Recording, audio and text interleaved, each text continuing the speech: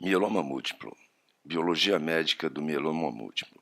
Apresentaremos cerca de 35 slides mostrando quais as principais características desta doença, incluindo aspectos muito avançados da genética molecular e de diagnósticos laboratoriais.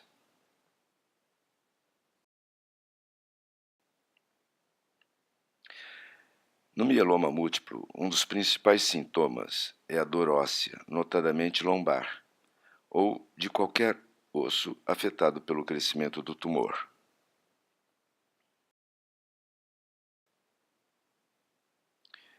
Em geral, a radiografia mostra lesões ósseas líticas cumulativas, conforme está mostrando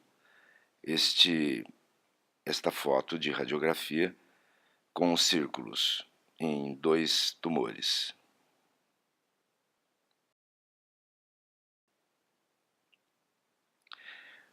O múltiplo crescimento de massas tumorais em ossos é a principal característica do mieloma múltiplo. No exemplo ao lado, a radiografia de crânio mostra, por meio de setas, as múltiplas massas tumorais.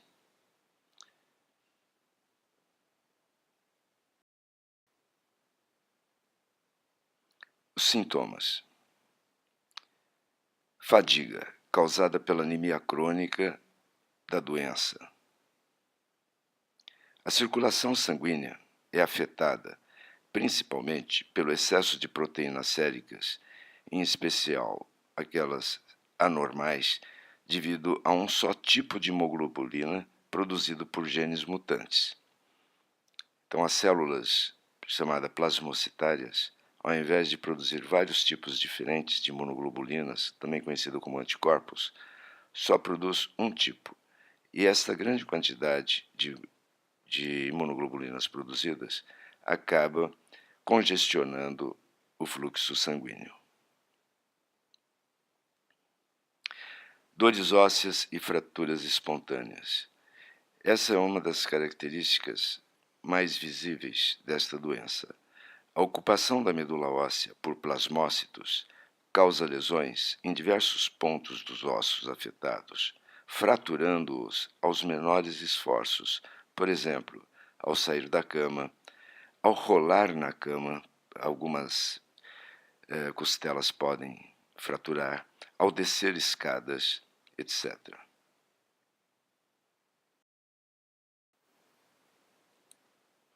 Avaliação do laboratório.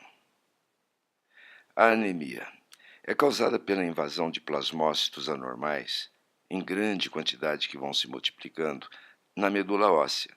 Esta invasão prejudica a produção de eritrócitos, além de outras células, mais visivelmente os eritrócitos. O tratamento quimioterápico para esta doença pode causar também leucopenia e plaquetopenia.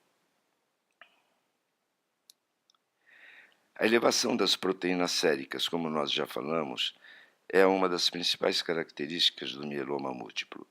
Os plasmócitos produzem, sem parar, um determinado tipo de imunoglobulina anormal.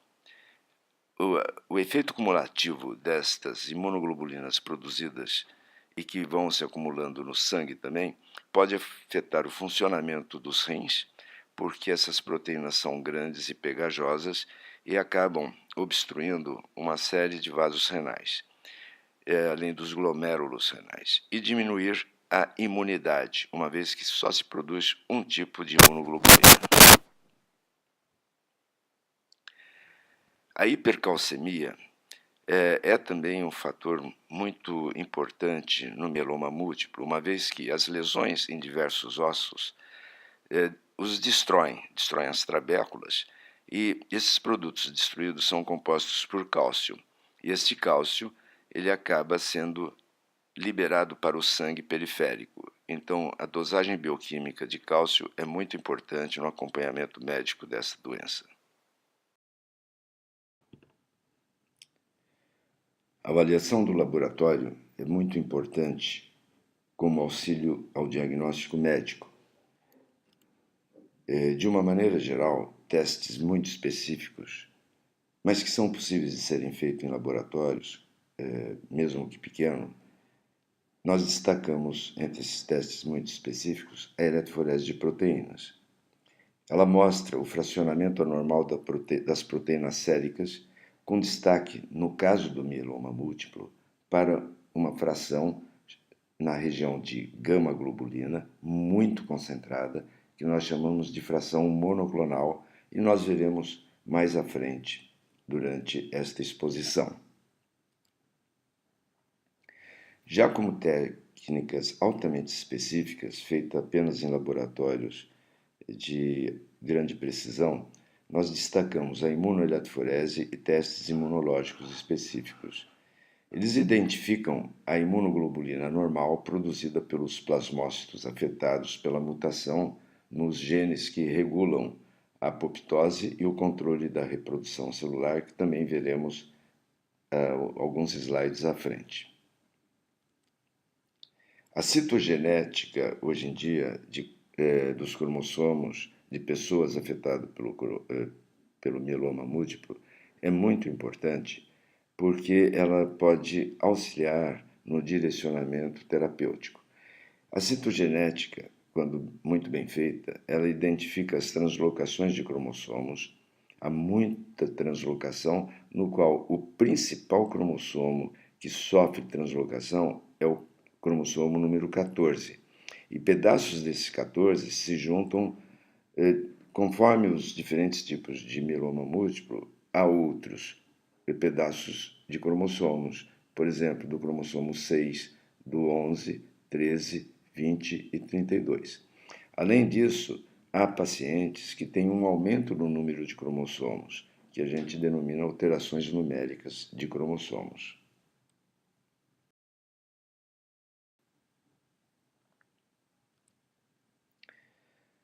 A biologia molecular se caracteriza por análise de oncogenes RAS e da perda da capacidade de genes supressores, notadamente o P53, P52 e RB, conforme nós vamos mostrar no próximo slide. O próximo slide é um slide muito especial em que mostra diferentes fases da sinalização celular. Nós iniciaremos com a sinalização celular desses genes que regulam a apoptose e a divisão celular através de uma sinalização normal.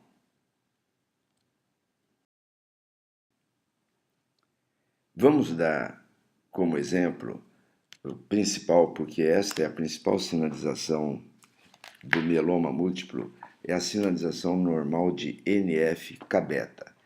NF-κ-beta significa fator nuclear beta. Observa na parte superior, em bloquinhos vermelhos, azuis, magenta e marrom, o interleucina 1, vírus, bactérias e carcinógenos.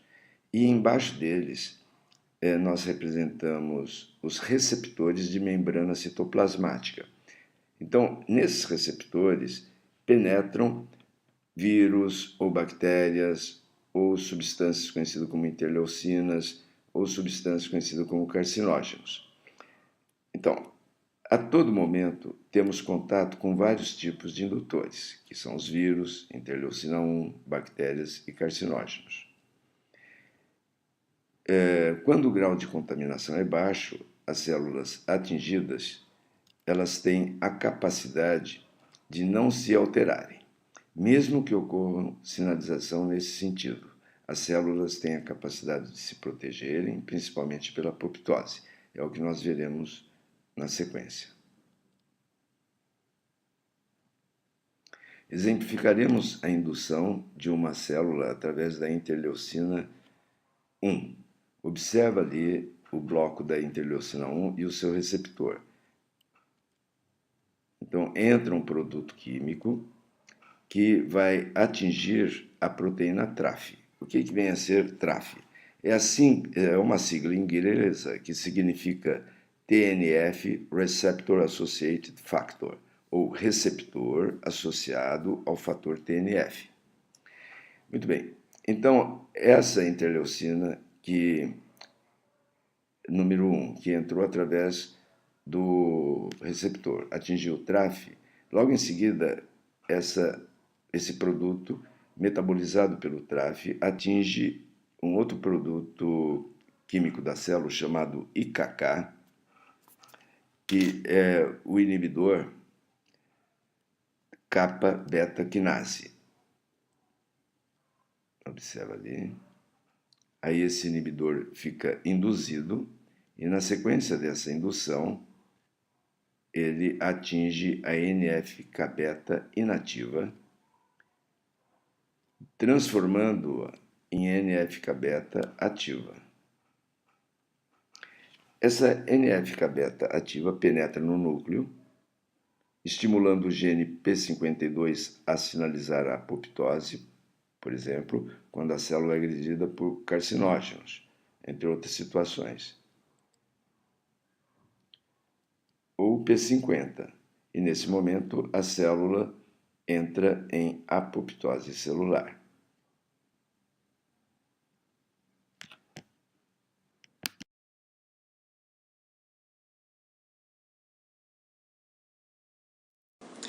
A sinalização anormal de NF-κ-beta, notadamente no mieloma múltiplo, se deve principalmente à indução por vírus, bactérias e carcinógenos. Observe no topo deste slide que vírus, bactérias e carcinógenos estão induzindo com muitos produtos próximos aos seus respectivos receptores de membrana citoplasmática. Nesse processo, a estimulação prolongada por meio desses indutores atingem a TRAF, desencadeando intensas reações nas enzimas IKK e IK-beta. A IK-beta libera muitas proteínas anormais porque esta indução acaba por lesar os cromossomos e produtos de DNA das histonas, principalmente, provocando a formação de proteínas anormais. E essas proteínas anormais são envolvidas por um tipo de capa proteica chamadas ubiquitinas, que aqui está representado na cor verde. Essas proteínas ubiquitinizadas, por sua vez, elas são metabolizadas na organela conhecida como proteasoma.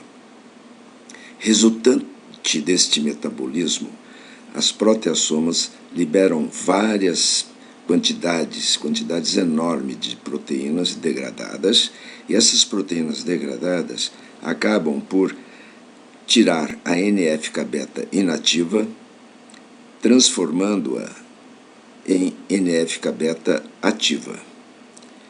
Essa NF-κ-beta ativa estimula de forma descontrolada os genes P50 e o gene HEL-A.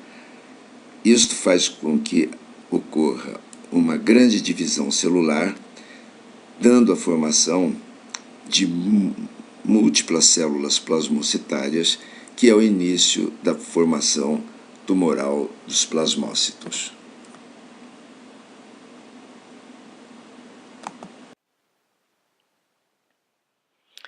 Diagnósticos conclusivos para o médico avaliar o grau de extensão da doença. Os diagnósticos por imagem, como radiografia, cintilografia, etc., permite visualizar a extensão dos tumores plasmocitários. A biópsia de medula e mielograma são exames fundamentais que permitem detectar a intensidade da ocupação dos espaços medulares pelos plasmócitos anormais. Aí uma explicação especial para a biópsia de medula e mielograma será apresentada a partir do próximo slide, onde a gente vai ver todos esses aspectos que auxiliam o diagnóstico para o médico.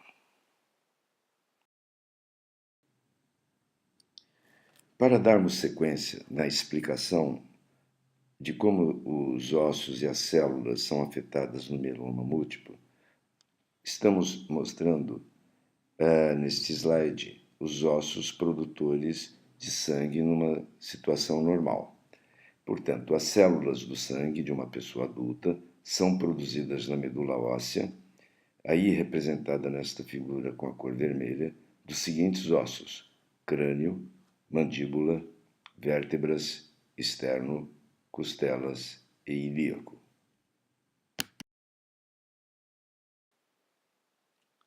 Na biópsia de medula normal, se observam células do sangue junto com tecido adiposo em proporções equilibradas. Neste slide, esta figura mostra um osso seco, mostrando dentro desse osso as trabéculas e esses espaços.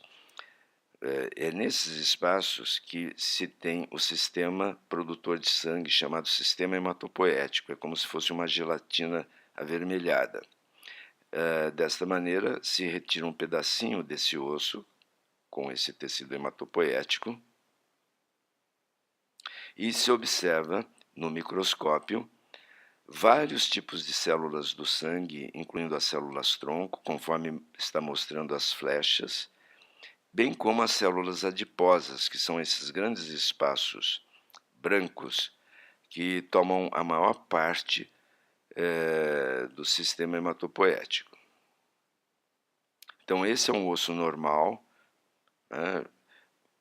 produzindo células de sangue normal.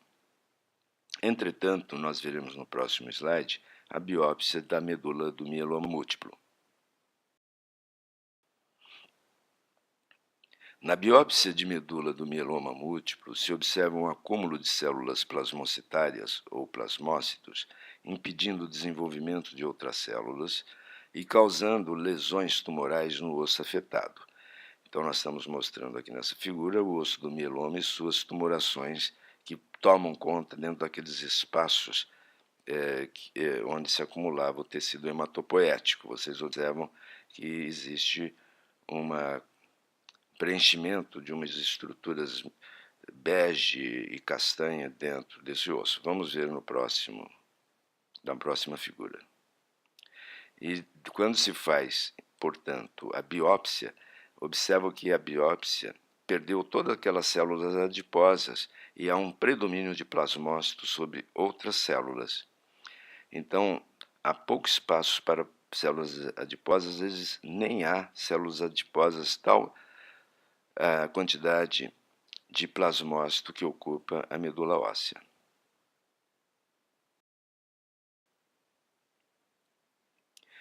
Já a citologia comparativa entre as medulas ósseas normais e do mieloma múltiplo dá perfeitamente esta visão de ocupação de espaço. Então, observa que na medula do mieloma múltiplo, todos os espaços são ocupados, dando preferência para células plasmocitárias e, com isso, a produtividade de glóbulos vermelhos ou eritrócitos cai bastante, bem como de outras células, como os leucócitos e plaquetas.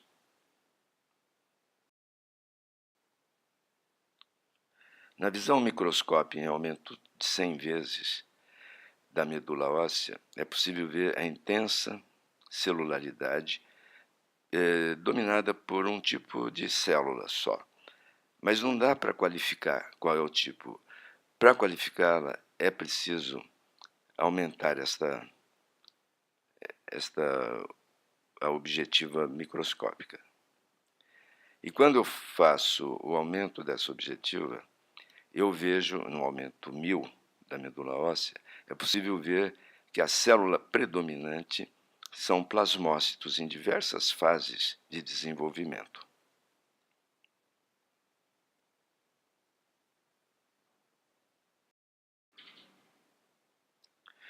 Para os pesquisadores de mieloma múltiplo, um dos testes mais fáceis para identificar se uma pessoa é portadora de mieloma múltiplo e com possibilidade de ser realizado na maioria dos laboratórios é a eletroforese de proteínas séricas.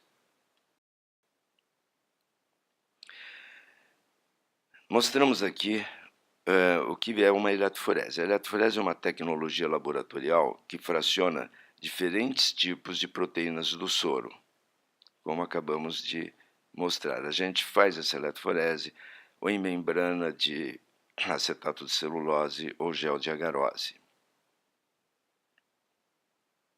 E aqui nós temos a qualificação dessas frações. Essas frações elas são classificadas em albumina e globulinas, e as globulinas são identificadas por alfa-1, alfa-2, beta e gama globulinas, conforme está mostrado. A eletroforese, nesse caso, se dá do polo negativo para o positivo. E a albumina, geralmente, tem a maior concentração, por volta de 40% a 50%. E os restantes 50% ou 60% é composta por globulinas. Observa na globulina gama que a globulina gama ela é espalhada e ela está perto do ponto de aplicação. Essa globulina gama contém inúmeros anticorpos que nos protegem. É justamente nessa região que o mieloma múltiplo mostra grandes alterações. Entretanto, antes de mostrar essas alterações do mieloma múltiplo, vamos caracterizar algumas subproteínas dessas frações.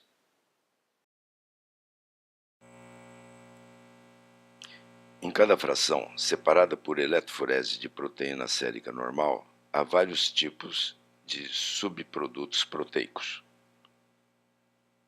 Por exemplo, na fração de albumina, ela é 100% formada por albumina mesmo. Na alfa-1, nós temos vários componentes com destaques para a alfa-1-glicoproteína ácida, alfa-lipotripsina e a alfa-lipoproteína, além de orosomucoide. Já na alfa-2 globulina, nós temos alfa-1 antiquimotripsina, alfa-macroglobulina, aptoglobina, globulina insolúvel e pré-beta lipoproteína. Na fração beta-globulina é composta por transferrina, hemopexina e beta-lipoproteína. Eu gostaria de fazer um adendo aqui.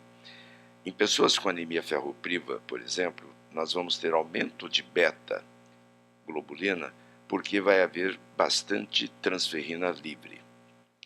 E fechando esta explicação, na fração de gama-globulina, nós temos vários componentes, como a proteína C reativa e as imunoglobulinas IgG, IgM, IgA, aí bem separadas nessa disposição, além da proteína chamada complemento C3.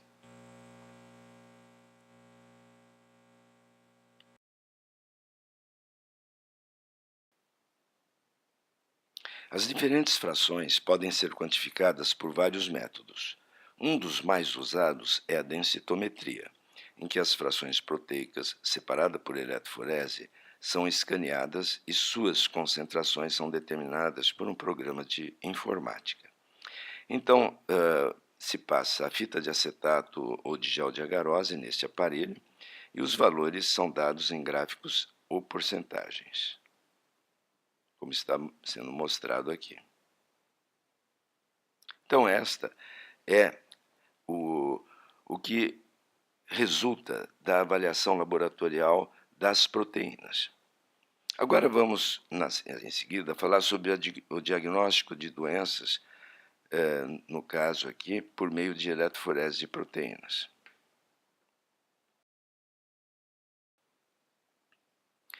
É aconselhável sempre usar um sangue normal como padrão durante os procedimentos eletroforéticos, quando se vai analisar, no caso que nós estamos falando, do mieloma múltiplo. Então, esse é o que a gente vai chamar de padrão normal.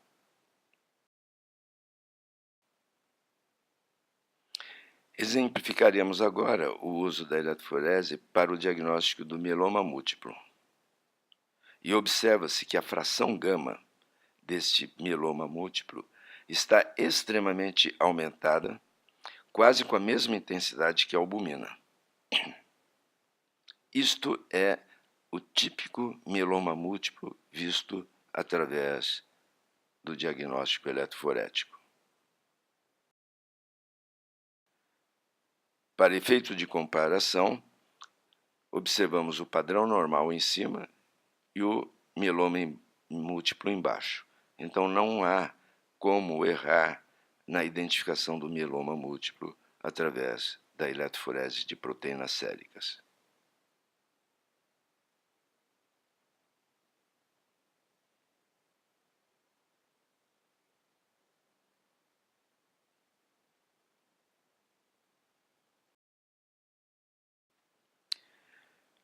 Por que ocorre essa diferença de concentração entre as gama-globulinas do padrão e do mieloma múltiplo? Esta é a grande pergunta. A explicação está na gênese dos linfócitos T e B, desde a célula-tronco pluripotente e células intermediárias, que a gente denomina de células-tronco linfóide, linfócitos imaturos, linfócitos maduros, linfócitos B de memória e, finalmente, plasmócito, conforme será mostrado no próximo slide.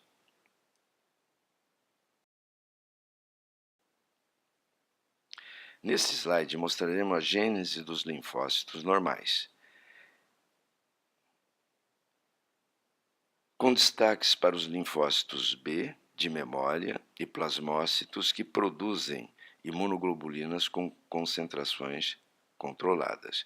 Observa de cima para baixo a célula-tronco pluripotencial, que em determinado momento ela pode se dividir para célula-tronco mieloide ou para célula-tronco linfóide. Como no nosso tema se trata de anormalidades nas células linfocitárias, então vamos dar destaque à célula-tronco linfóide quando ela se divide e dá o linfócito imaturo.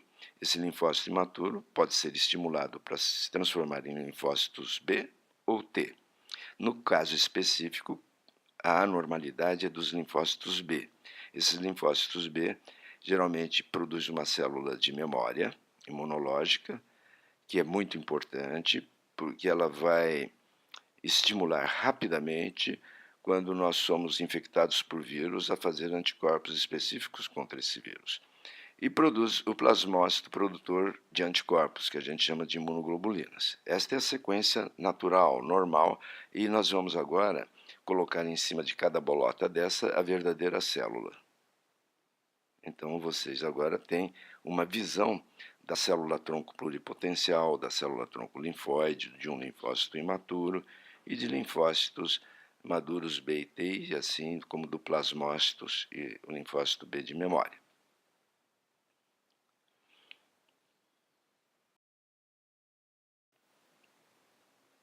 Linfócitos B e plasmócitos atuam na produção e liberação de anticorpos. Neste processo, os plasmócitos produzem 5 tipos de imunoglobulinas. Essas imunoglobulinas são identificadas por testes imunológicos e são conhecidas por IgA, IgD, IgE, IgG e IgM.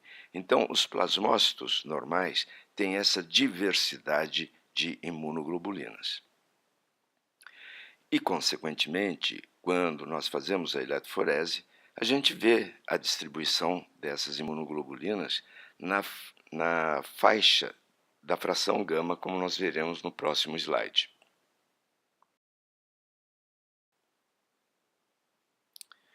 Neste slide, observam que as imunoglobulinas se concentram na região de gama globulina, espalhando-se conforme seus diferentes pontos isoelétricos em IgA, IgM, IgG, IgD e IgE, conforme a eletroforese ao lado. A seguir, vamos destacar como é que se caracteriza a eletroforese do mieloma múltiplo e a gênese, iniciando pela gênese dos plasmócitos do mieloma.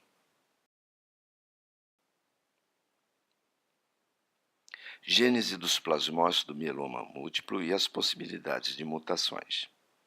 Na figura da direita, nós estamos observando aquela mesma sequência de células. Então, tomando-se por base a gênese dos linfócitos B e plasmócitos normais, é possível supor como ocorrem as mutações que originam o mieloma múltiplo. Portanto, as possibilidades de mutações são as seguintes.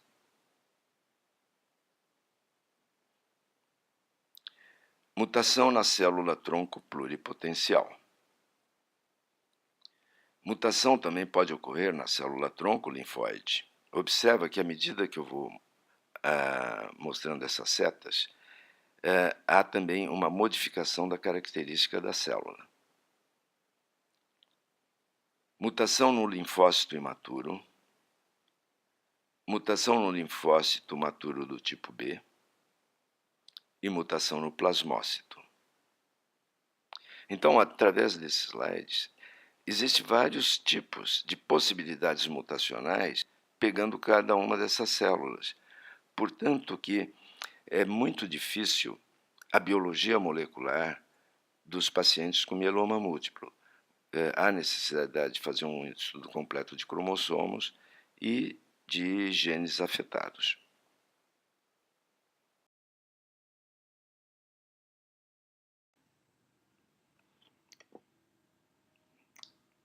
Independente das causas de mutações ou da origem da mutação, a principal consequência é a superpopulação de plasmócitos na medula óssea, conforme está sendo mostrado nesta figura.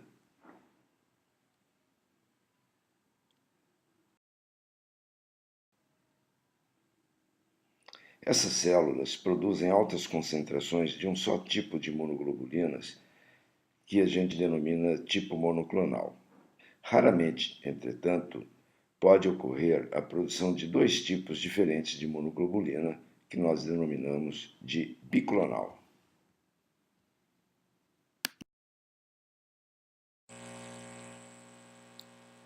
A eletroforese de proteínas séricas em pessoas com mieloma múltiplo é uma das técnicas mais usadas para identificar a presença dessa doença através da fração gama-globulina do tipo monoclonal. A elevada concentração de um só tipo de imunoglobulina, como nós estamos observando nesta figura em que a gama está circulada com um só tipo de imunoglobulina, é devido à fração da gama monoclonal.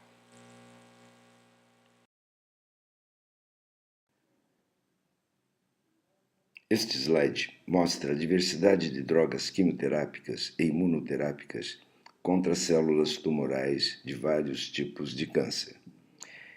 Contornando em vermelho estão as drogas usadas especialmente contra o mieloma múltiplo.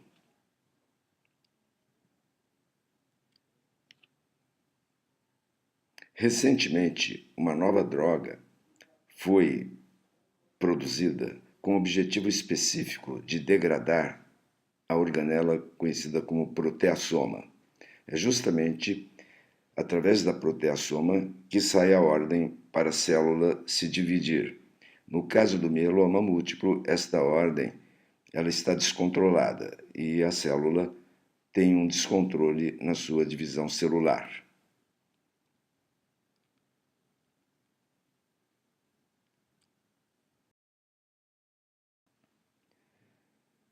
A droga que inibe a ação da proteasoma foi feita por meio da engenharia terapêutica, que produziu uma droga específica para bloquear a liberação dos sinais emitidos pelas proteasomas, que, como se sabe, desencadeiam a sinalização descontrolada de NF-κ-beta, que, por sua vez, induz a célula a se reproduzir sem controle.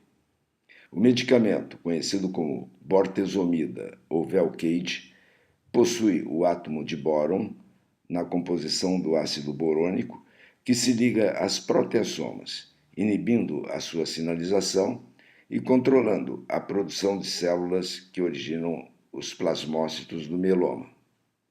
Entretanto, o acompanhamento do paciente deve ser realizado periodicamente através das eletroforese de proteínas séricas. Como nós estamos vendo nesta figura à esquerda, a proteassoma ela emite vários sinais para fazer com que a NF-κ inativa se transforme em ativa e assim descontrola a atividade de reprodução da célula. O uso do medicamento conhecido como bortezomib ou Velcade praticamente bloqueia esta liberação de sinais e, consequentemente, a NF-κ continua inativa e a célula volta às suas atividades controladas.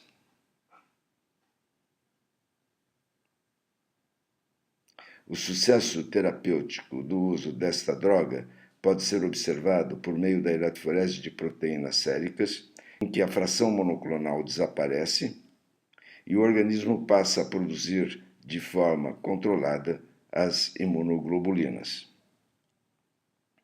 Portanto, o acompanhamento do paciente por meio da eletroforese de proteínas deve ser periódico.